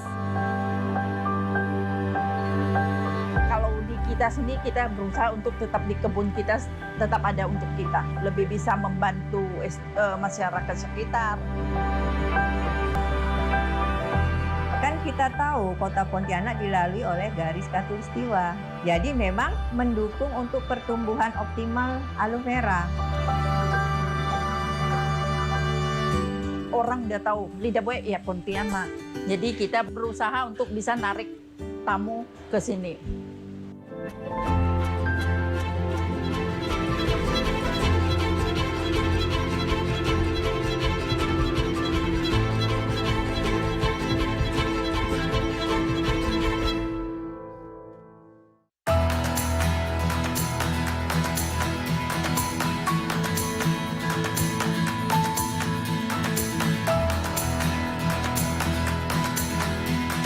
Pontianak City, West Kalimantan, is the center of aloe vera-based products, so it's no wonder that we find many aloe vera products in various souvenir outlets, and one of the most famous brands is Ison Vera.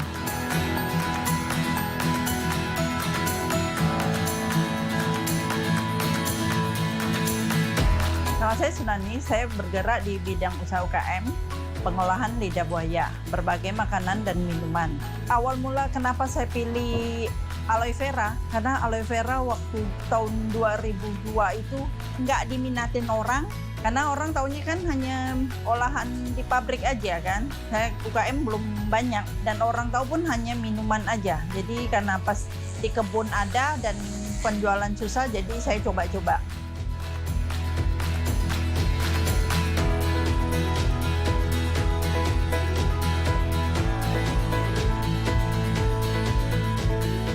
Kalau untuk resep-resepnya itu resep saya sendiri. Sebelum ini dari SMP saya udah kursus kue.